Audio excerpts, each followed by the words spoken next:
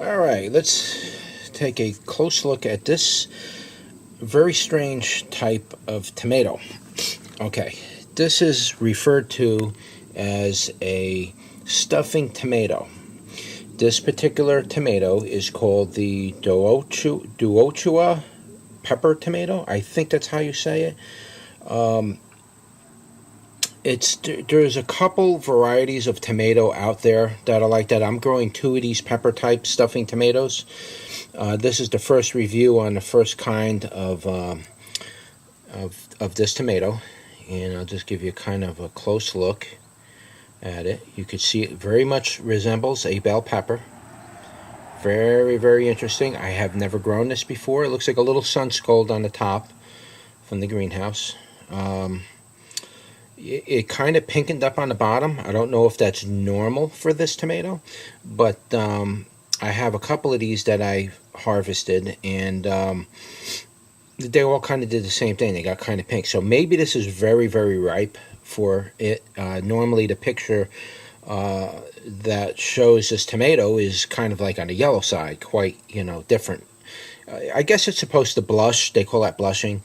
So maybe that's what it is. So anyways, let's put you down. Alright, we'll keep that tomato in view. Keep your little Douchoua tag right there.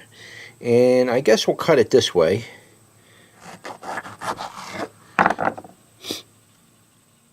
Okay, now if you look at the inside of this tomato, and I have said this on some of my other videos, I do not care for tomatoes where the seeds are very dry. I've read some reviews on this tomato, and a lot of people don't like this tomato because you can't really make sauce with it. It's a very dry tomato. It's very unpopular. A lot of people really didn't care for it from the reviews that I've read about it. So it's questionable as to what would you actually do with this thing. I don't know if this is a crossbreed, or I don't know that much about it. There really isn't that much information about it. I will put the information down in the description below that I do have, but it's not much you can do with it. As you can see, I'll try to get you up close. It's a very dry tomato. It's just like a bell pepper, guys. If you look at it, it's very much the same thing, but it's a tomato. So a very interesting fruit. I don't know if this has been crossed with a bell pepper somehow, some way. I don't know if you can cross this with bell peppers or other tomatoes. So this is something I might take interest in the years to come, as far as crossing tomatoes, because I do like to cross tomatoes sometimes. So this may be a future thing I might want to cross, because I like the attributes to this. But what I will say is, if you look over here, you could see that the skin is pulling away from the tomato. It's a very thick skin, guys. This is almost like a melon type skin. It's very thick. Now, like I told you, this is over ripened. So it might be because it's over ripening it's doing that. But nevertheless, you can see how thick the skin is on this. This is not like a regular tomato skin. So keep that in mind. I'm going to take a bite on this, and let's see what happens. I'm a little curious.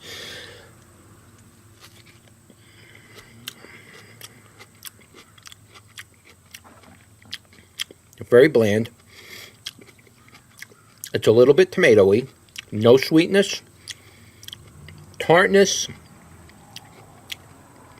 Very, very little. And the tartness seems to be coming from the skin, believe it or not.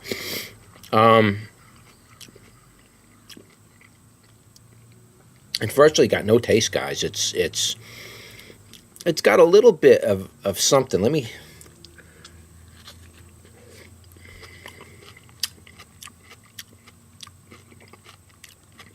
It's very dry, guys. It's a real dry type of fruit. You could see the skin. See how the skin just separated? Look how thick that skin is. All right, just to give you an idea, about this. I'm going to actually just cut this off in pieces because it's just breaking apart. I mean, look at that interesting shape on it. Very thick skin. I've never seen anything. This would be a really good stuffing tomato. I mean, or pepper, or whatever you want to call it. It would be a really interesting, just take the core out of it and then stuff it like you would do stuffing the pepper on a grill. It's a thick enough skin not to really turn to mush. So,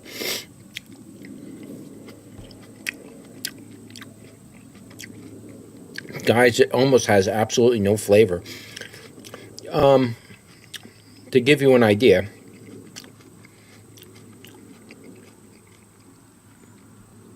when you eat your watermelon, did you ever eat watermelon into the rind? Like you eat all the red part of the melon out, and then you're left with the rind. So you take a big bite out of the deepness of the rind all the way up to the skin, that real green part, and you eat that. You know how that kind of tastes like.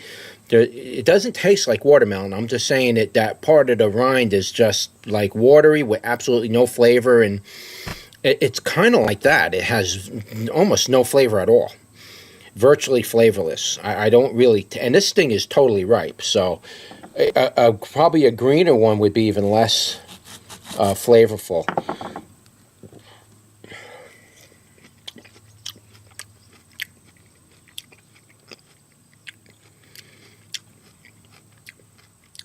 Wow, that is virtually tasteless.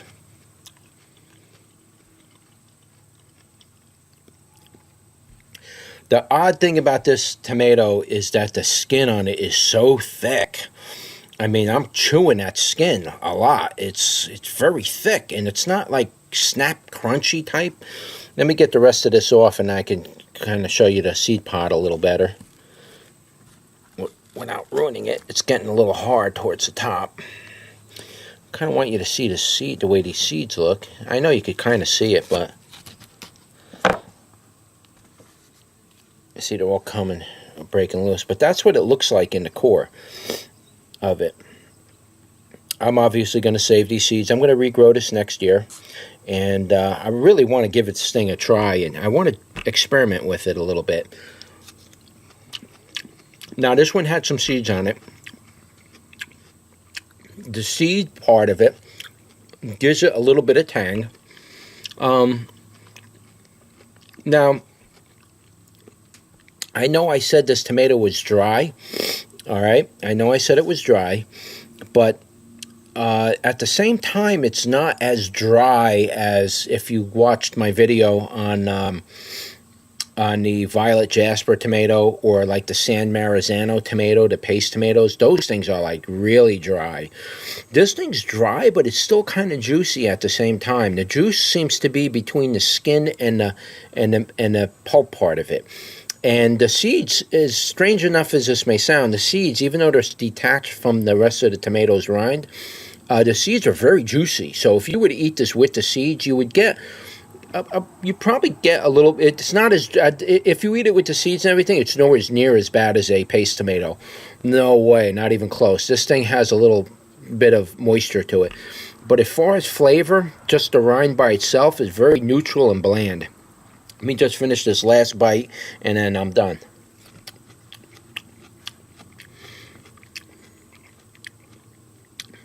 It does have a little bit of a green type taste to it.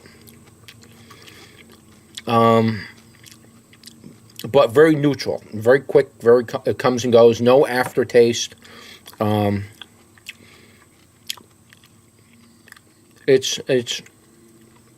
It's not a desirable type of tomato.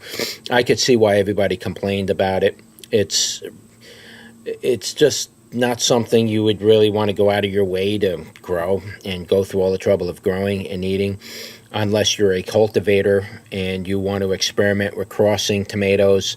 This would probably be an interesting cross, maybe this and maybe a cherry tomato cross. Maybe you can get these into the grape size tomato shape and form.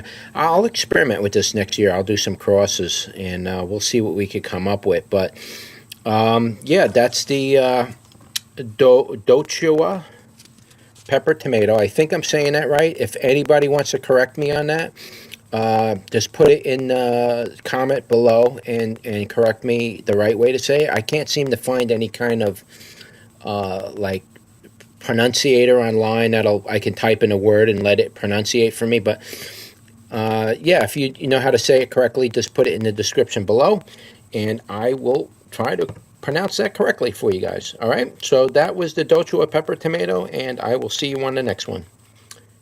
Peace.